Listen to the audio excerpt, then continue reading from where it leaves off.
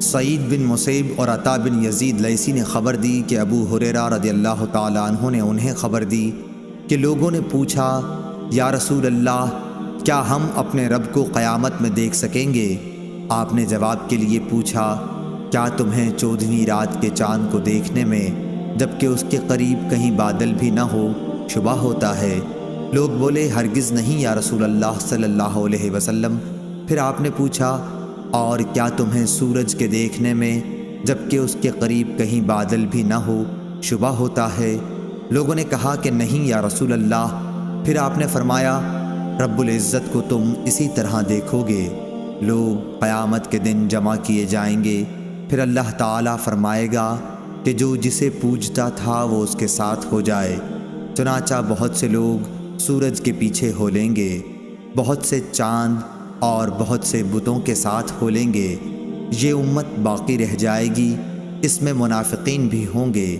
پھر اللہ تعالیٰ ایک نئی صورت میں آئے گا اور ان سے کہے گا کہ میں تمہارا رب ہوں۔ وہ منافقین کہیں گے کہ ہم یہیں اپنے رب کے آنے تک کھڑے رہیں گے، جب ہمارا رب آئے گا تو ہم اسے پہچان لیں گے۔ پھر اللہ عز و جل ان کے پاس ایسی صورت میں جسے وہ پہچان لیں آئے گا اور فرمائے گا کہ میں تمہارا رب ہوں۔ وہ بھی کہیں گے کہ بے شک تو ہمارا رب ہے۔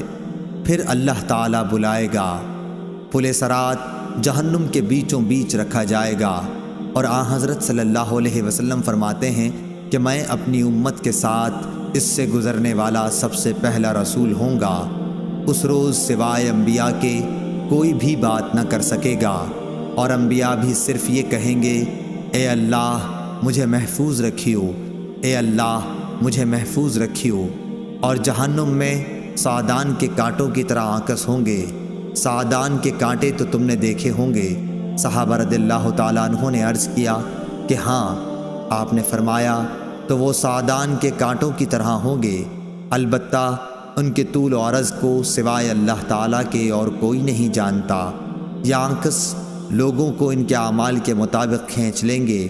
بہت سے لوگ اپنے عمل کی وجہ سے ہلاک ہوں گے، بہت سے ٹکڑے ٹکڑے ہو جائیں گے، پھر ان کی نجات ہوگی۔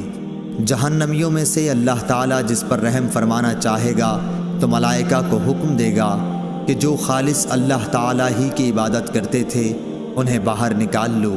چنانچہ ان کو وہ باہر نکال لیں گے اور موحدوں کو سجدے کے آثار سے پہچانیں گے۔ اللہ تعالیٰ نے جہنم پر سجدے کے آثار کا جلانا حرام کر دیا ہے۔ چنانچہ یہ جب جہنم سے نکالے جائیں گے تو اثر سجدہ کے سوا ان کے جسم کے تمام ہی حصوں کو آگ جلا چکی ہوگی۔ جب جہنم سے باہر ہوں گے تو بالکل جل چکے ہوں گے، اس لیے ان پر آب حیات ڈالا جائے گا، جس سے وہ اس طرح ابھر آئیں گے جیسے سیلاب کے کوڑے کرکٹ پر سیلاب کے تھمنے کے بعد سبزہ ابھر آتا ہے۔ پھر اللہ تعالیٰ بندوں کے حساب سے فارغ ہو جائے گا، لیکن ایک شخص جنت اور دوزخ کے درمیان اب بھی باقی رہ جائے گا۔ یہ جنت میں داخل ہونے والا آخری دوزخی شخص ہوگا۔ اس کا منہ دوزخ کی طرف ہوگا، اس لیے کہے گا کہ اے میرے رب، میرے منہ کو دوزخ کی طرف سے پھیر دے، کیونکہ اس کی بدبو مجھ کو مارے ڈالتی ہے اور اس کی چمک مجھے جلائے دیتی ہے۔ اللہ تعالیٰ پوچھے گا، کیا اگر تیری یہ تمنا پوری کر دوں تو دوبارہ کوئی نیا سوال تو نہیں کرے گا؟ بندہ کہے گا، نہیں، تیری بزرگی کی قسم۔ اور جیسے جیسے اللہ چاہے گا وہ قول و قرار کرے گا۔ آخر اللہ تعالیٰ جہنم کی طرف سے اس کا منہ پھیر دے گا۔ جب وہ جنت کی طرف منہ کرے گا اور اس کی شادابی نظروں کے سامنے آئی تو اللہ نے جتنی دیر چاہا وہ چپ رہے گا، لیکن پھر بول پڑے گا، اے اللہ مجھے جنت کے دروازے کے قریب پہنچا دے۔ اللہ تعالیٰ پوچھے گا، کیا تو نے عہد و پیمان نہیں باندھا تھا کہ اس ایک سوال کے سوا اور کوئی سوال تو نہیں کرے گا؟ بندہ کہے گا، اے میرے رب، مجھے تیری مخلوق میں سب سے زیادہ بدنصیب نہ ہونا چاہیے۔ اللہ رب العزت فرمائے گا کہ پھر کیا ضمانت ہے کہ اگر تیری یہ تمنا پوری کر دی گئی تو دوسرا کوئی سوال نہیں کرے گا؟ بندہ کہے گا، نہیں، تیری عزت کی قسم، اب دوسرا سوال کوئی تجھ سے نہیں کروں گا۔ چنانچہ اپنے رب سے ہر طرح عہد و پیمان باندھے گا اور جنت کے دروازے تک پہنچا دیا جائے گا۔ دروازے پر پہنچ کر جب جنت کی پہنائی تازگی اور مسرتوں کو دیکھے گا تو جب تک اللہ تعالیٰ چاہے گا وہ بندہ چپ رہے گا، لیکن آخر بول پڑے گا کہ اے اللہ مجھے جنت کے اندر پہنچا دے۔ اللہ تعالیٰ فرمائے گا افسوس اے ابن آدم، تو ایسا دغاباز کیوں بن گیا؟ کیا ابھی تو نے عہد و پیمان نہیں باندھا تھا کہ جو کچھ مجھے دے دیا گیا اس سے زیادہ اور کچھ نہیں مانگوں گا؟ بندہ کہے گا اے رب مجھے اپنی سب سے زیادہ بدنصیب مخلوق نہ بنا۔ اللہ پاک ہنس دے گا اور اسے جنت میں بھی داخلے کی اجازت عطا فرما دے گا، اور پھر فرمائے گا مانگ کیا ہے تیری تمنا؟